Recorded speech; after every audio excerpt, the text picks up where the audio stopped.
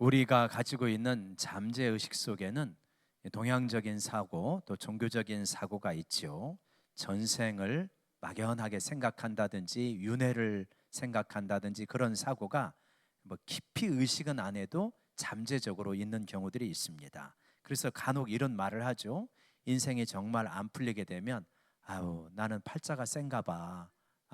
전생에 무슨 죄를 지었길래 이런 이야기를 하고, 또 잘 되어져 가는 사람을 보면 연예인들도 가끔 나와서 그러더라고요. 저 사람은 전생에 나라를 구했는가 보다. 뭐 이런 이야기들을 하잖아요. 그런 것들이 별거 아닌 것 같아도 우리의 세계관을 반영하는 것이죠. 전생이 있다라든지 윤회적인 삶을 사는 거 아니냐, 이런 막연하게 그런 전제들을 불투명하지만 가지고 있기 때문에 그런 말을 하는 거죠. 그리고 어떤 사람들은 별자를 보고 하루를 결정하기도 하고 사주 팔자를 보기도 하고 타로 카드를 통해 가지고 인생을 점치기도 합니다. 운명은 내가 어떻게 통제할 수 없는 것이다 라고 느껴지기 때문에 그런 사람들은 체념하거나 외부의 힘에 기대하려고 하는 거죠. 기대려고 하는 것입니다. 그런데 성경은 이와는 전혀 다른 이야기를 하고 계신다. 에스더서는 특별히 말하는 게 이것입니다. 운명은 정해진 것이 아니라 믿음의 결단을 통하여서 만들어가는 것이다. 이게 에스더서가 우리에게 분명하게 가르쳐 주는 것이죠. 한 여인의 죽으면 죽으리다 라고 하는 결단이 있었고, 한 신앙인의 목숨을 건 부르짖음과 또 단호한 어떤 그러한 권면, 이런 것이 있었고, 공동체가 금식하며 기도하게 될 때 죽음의 선고가 되어진 날을 오히려 원수들을 물리치는 날로 바꾸지 않았습니까? 그래서 오늘 에스더서 9장을 통하여서 운명의 반전, 하나님의 숨은 손길을 같이 한번 생각해 보고자 합니다. 우리가 22절 중간을 보면 한번 같이 보실까요? 앞부분부터 보시면 이날에 유다인들이 대적에게서 벗어나서 평안함을 얻어 슬픔이 변하여 기쁨이 되고 애통이 변하여 길한 날이 되었으니, 얼마나 참 놀라운 것입니까? 진짜 역전이잖아요. 슬픔이 변하여서 기쁨이 되고 애통이 변하여서 길한 날이 되었습니다. 그러니까 이 날이 오기 전까지만 하더라도 암울한 거죠. 인생이 흑백입니다. 칙칙하기 그지없습니다. 그러나 하나님께서 놀랍게 역사하셔가지고 이 날이 환한 빛으로 가득한 날이 되고 칙칙한 날이 환희의 날로 바뀌었습니다. 그게 어떻게 가능한 것이냐? 사실 이거는 불가능한 거거든요. 왜냐하면 대제국 페르시아 제국의 이 지배했던 땅을 보면 엄청나잖아요. 몇십 개국을 지배한 거 아닙니까? 지금으로 하면 그렇게 거대한 제국을 다스리는 왕이 조서를 공포했던 것을 뒤집는다는 것은 불가능한 일입니다. 그런데 믿음으로 결단하고 죽으면 죽으리다 하고 왕에게 나아갔더니 하나님께서 놀랍게 개입하셔서 이거를 뒤집어 버리셨다. 그렇다면 어떻게 에스더는 또 모르드게는 그런 방안을 생각하고 나아갈 수 있었겠는가? 그거는 뭐냐? 이분들이 특별히 남들보다 뭐 용기가 많고 그러지 않잖아요. 에스더 나이 생각해 보면 에스더 나이는 안 나왔지만 얼마나 되겠습니까? 10대나 기껏 해봤자 20대란 말이에요. 그러니까 많이 잡아도 20대 초반 정도 될 텐데 20대 초반의 처녀가 죽으면 죽으리다 라고 나아가서 이 운명, 이스라엘의 운명을 뒤집는, 여기에는 도대체 무엇이 있었겠을까? 우리가 생각해 보면 거기에는 이것이 있었다. 한번 따라 외쳐보겠습니다. 하나님을 향한 신뢰. 하나님을 향한 신뢰가 있었어요. 하나님이 결코 우리 유다인들을 멸절당하게 하지 아니하실 것이다.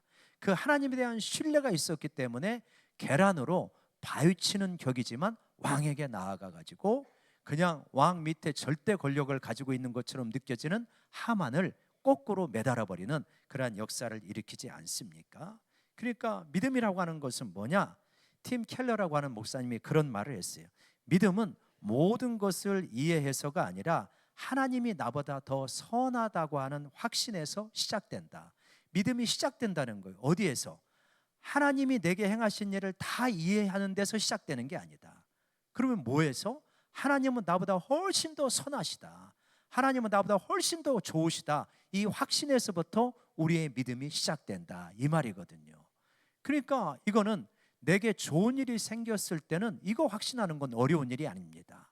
그러나 지금 에스더에서 보여지는 것처럼 엄청나게 우리 민족이 멸절당한 위기 같은 깜깜한 상황에서도 하나님은 여전히 선하시고 그 인자하심이 무궁하시다, 이거를 확신할 때 믿음이 시작되어지고 그 믿음 위에 하나님의 역사가 일어나게 되는 줄로 믿으시기 바랍니다.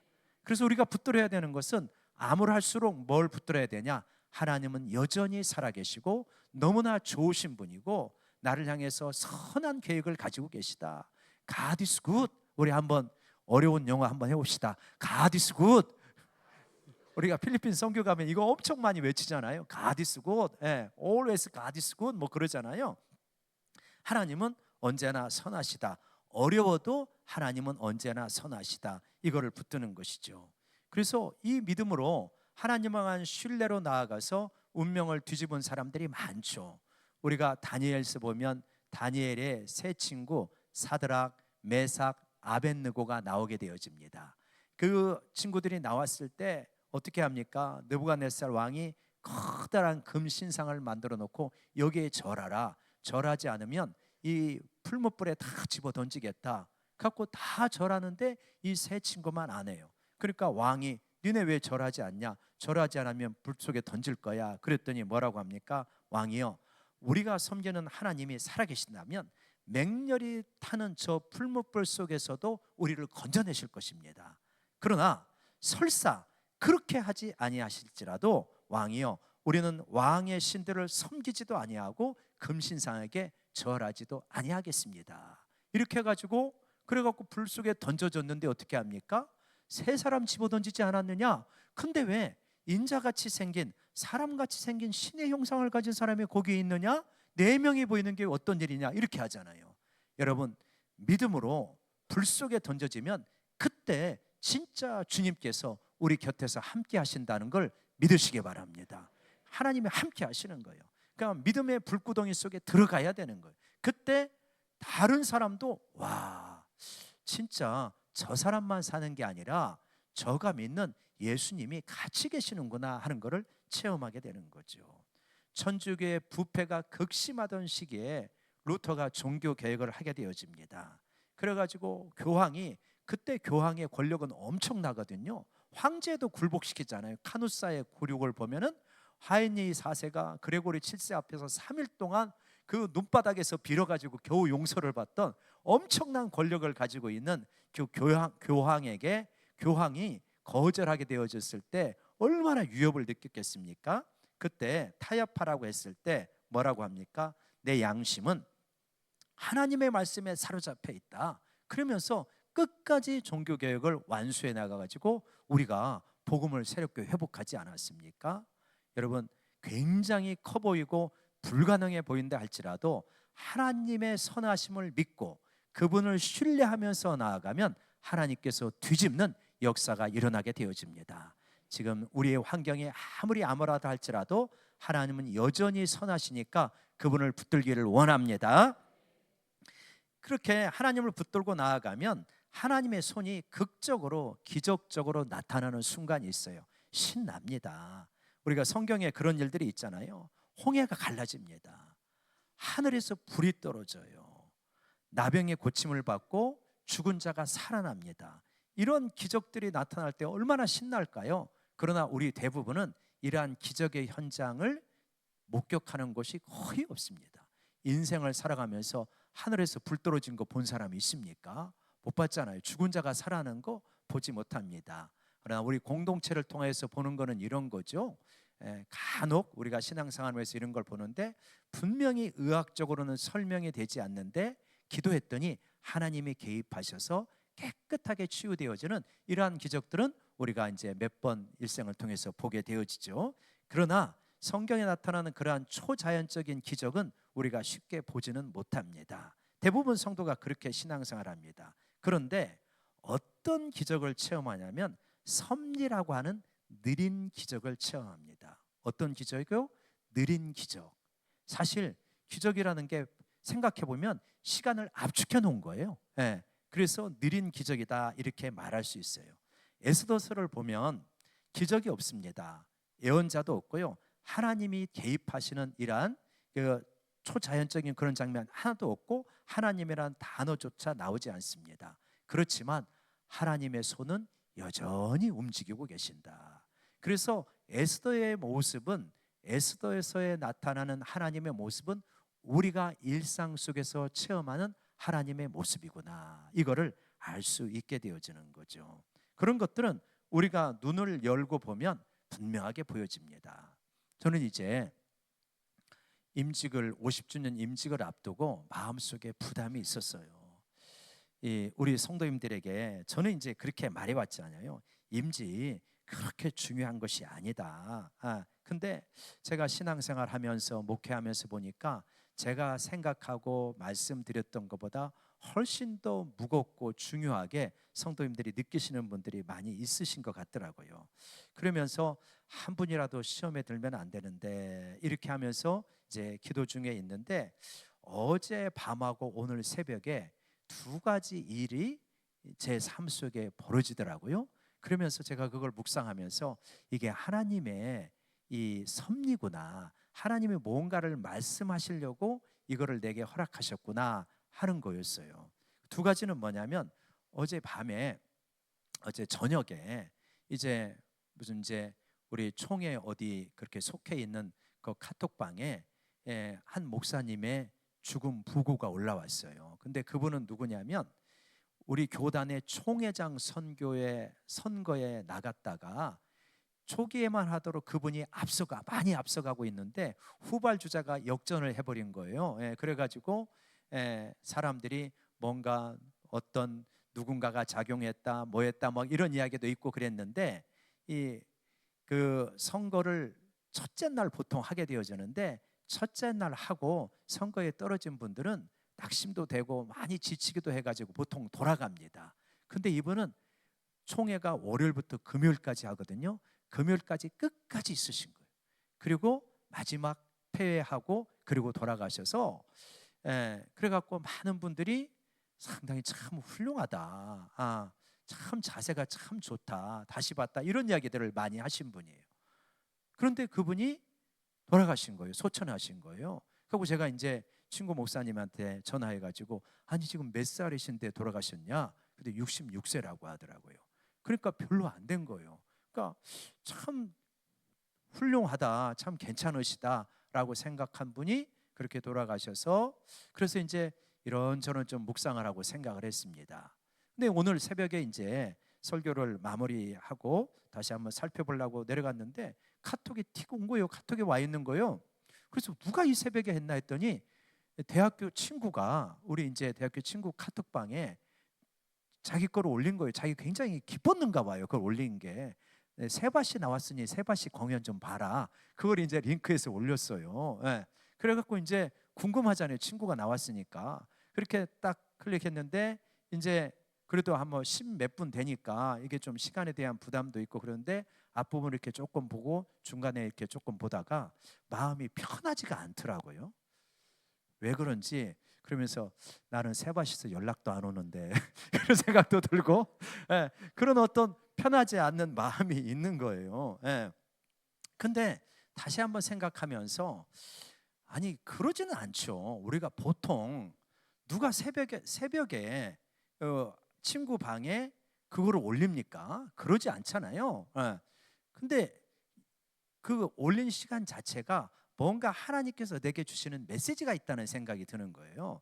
그래서 어제 저녁과 오늘 새벽에 두 가지 이 뉴스를 바라보면서 저는 그런 생각이 들더라고요. 인생은 죽음과 세바시 사이를 왔다 갔다 하는 거구나, 그런 생각이 드는 거예요. 그러니까 죽음과 잘 나가는 이 친구가 이제 일찍이 행정고시가 돼가지고 잘 나가가지고 어느 이제 이러한 이사장이 되었어요. 그래서 이제 그런 그 내용을 가지고 이제 강연을 한 것 같더라고요. 그래서 그렇게 인생이라고 하는 것은 죽음과 이 사이를 오고 가는 것이구나, 이 사이 어디인가 우리가 언저리에 있구나, 죽음이라고 하는 것과 잘 나가는 것 사이 어디 그 스펙트럼의 중간 어딘가에 우리가 유치하고 있구나. 이제 그런 생각을 하면서 제가 기도하고 묵상하면서 이제 그런 기도를 하게 되었어요.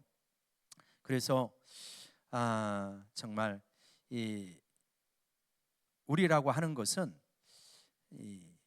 내가 어려운 순간에도 하나님을 신뢰하고 잘 나가는 순간에도 잘 나가고 있는 친구를 바라보면서 그러한 순간에도 하나님을 붙드는 것, 그것이 우리의 신앙의 모습이다.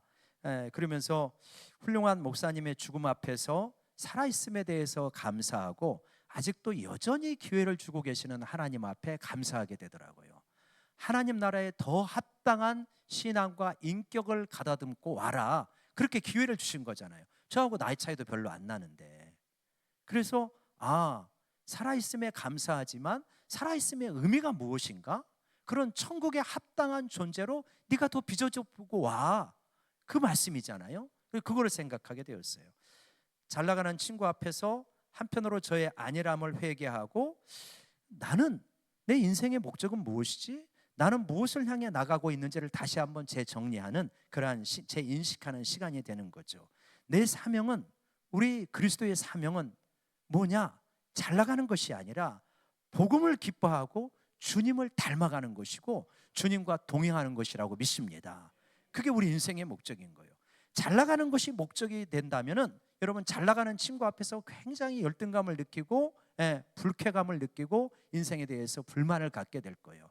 그러나 우리가 정말 주님과 동행하는 것이고 하나님을 알아가는 것이고 하나님께 영광을 돌리는 것이고 그분을 영원토록 즐거워하는 것이 우리의 목적이라고 한다면, 그거를 기뻐하면서 나는 나의 목적을 향해서 다시 한번 재인식하고 정진할 수 있는 기회가 되는 것이라고 믿습니다. 제가 이 생각을 지금 어떤 이야기를 하면서 시작했죠? 임직에 대한 고민을 하는 가운데 하나님이 이런 메시지를 주었다라고 하는 것이죠. 임직도 마찬가지다. 직분이라고 하는 것도 마찬가지다. 무엇이냐? 임직이나 직분이 우리 신앙생활의 목적이 될 수 있느냐? 전혀 그렇지 않잖아요. 그렇죠? 하나님께서 그러한 부분을 허락하신다면 감사로 받아들이죠. 충성을 다해야 됩니다. 그러나 그러한 부분을 허락하시지 않는다 할지라도 신앙의 본질하고는 사실은 거리가 있는 것이다. 우리 신앙의 본질은 무엇이냐? 주님을 알아가는 것이고 그분의 선하심을 기뻐하는 것이고 그분과 동행하는 것이고 그분을 할 수 있는 한 많이 닮아가는 것이고 영원한 하나님 나라를 바라보면서 그 나라를 상속받을 것을 기뻐하며 나아가는 것이 우리 신앙의 본질입니다. 그러한 가운데 이러한 부분이 허락되어지고 충성을 한다면 그것도 감사하지만, 허락되지 않는다고 한다면 그것도 내가 다시 한번 내 자신을 점검하면서 더 본질에 집중할 수 있도록 우리를 이끌어가는 것이구나. 그렇다면 우리 신앙생활에 벌어지고 있는 많은 일들은 우리에게 귀한 영적인 자산이요 디딤돌이 되리라 믿습니다. 어떤 사람들은 그런 일 있을 때 낙심합니다. 실망합니다. 주저앉고 힘이 안 날 수 있습니다. 근데 그러할 때 다시 한번 내 인생의 목적이 뭐지? 내 신앙생활의 본질이 뭐야? 이런 것들을 재정리하게 된다면 오히려 삶이 더 단순해지고 명확해지고 삶의 에너지가 낭비되지 않고 분명한 초점을 향해 달려가는 인생이 되리라 믿습니다. 22절에 우리가 그 날을 이제 기억해가지고 기념하게 되지 않습니까? 그래서 그거를 뭘로 보내냐면 부림절로 보내게 됩니다. 12월 14일과 15일을 부림절로 보내게 되어지는데, 이 부림절은 한자가 아닙니다. 부르라고 하는, 제비 뽑다라고 하는 부르에서 나온 불임이 되는 거예요. 절자만 한자가 되는 것이지 음역한 겁니다. 부르라고 하는 단어를 음역해서 부림절이라고 한 거죠. 그러니까 우리말로 번역했다는 거죠. 그래서 그날은 뭐냐? 구원의 날이요, 운명이 뒤집힌 날이요, 하나님의 손을 목격한 날입니다. 하나님께서는 성경에서 어떤 이야기를 자주 하시냐면 기억하라, 기억하라라는 이야기를 자주 하셔요. 왜 그런가? 믿음은 어디에서 힘을 얻는가? 기억에서 힘을 얻는다. 무슨 기억? 하나님이 은혜를 베푸신 기억, 하나님이 역사하신 것 기억, 그것을 기억하게 될 때 우리의 믿음은 힘을 얻게 됩니다. 우리 뇌라고 하는 건 굉장히 단순하다며요? 얘가 굉장히 똑똑하지만 단순합니다. 어떻게 단순하냐? 내가 경험한 것과 상상한 것을 동일하게 인식한다 그래요. 상상의 힘이 굉장히 무서운 겁니다. 우리는 경험한 것만 실제 힘이 있잖아요. 근데 뇌는 상상한 것도 기억하는 거예요. 그래서 우리가 묵상할 때 예수님이 예를 들어서 이제 내게 향유를 붓는 여인에 대한 내용을 묵상하고 그러잖아요. 그러니까 묵상하면서 상상도 하잖아요. 그때 상상하면서 기름 냄새를 하면서 맡아보는 거예요. 그리고 사람들의 웅성웅성거리는 소리, 땀 냄새, 기온 이런 것들을 다 상상하게 될 때 마치 내가 그 자리에 있는 것을 경험하는 것처럼 우리 뇌는 인식을 하는 거예요. 그러니까 상상이 얼마나 하나님이 우리에게 주신 놀라운 선물입니까? 그러니까 하나님은 뭐 하라고 하냐면 기억하라고 하는 거예요. 기억하는 것은 뭐냐? 네가 경험하는 것과 같은 의미가 있는 거야.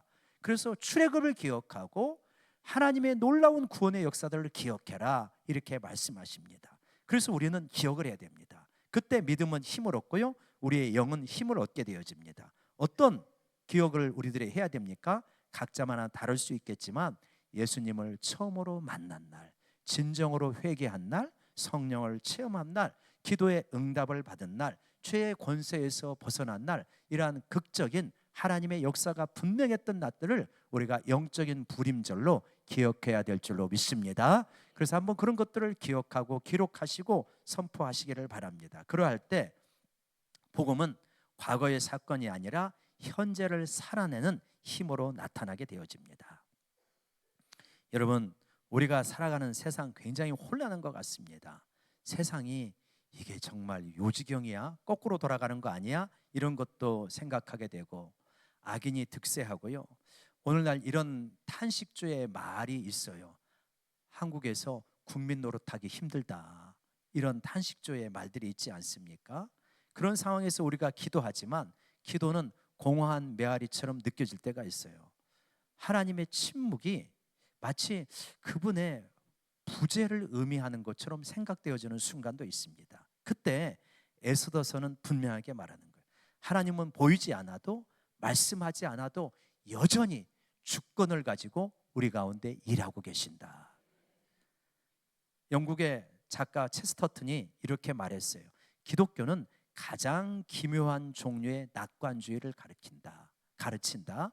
기묘한 낙관주의를 가르쳐준대요. 절망의 상징인 십자가를 통해 희망이 도래하고 죽음이 생명의 문이 된다는 역설을 우리에게 가르친다. 그래서 기묘한 낙관주의다. 우리는 낙관주의자입니다. 이상한 낙관주의자예요. 왜요? 죽음인데 생명이 열리고요, 십자가라고 하는 절망, 아무런 소망이 없는데 부활이 열리게 되어지는 그러한 놀라운 역전의 아이러니에 그러한 낙관을 우리가 가지고 있다. 무슨 말이겠습니까? 내 인생에 별로 희망이 없는 것 같아? 아니라는 거예요.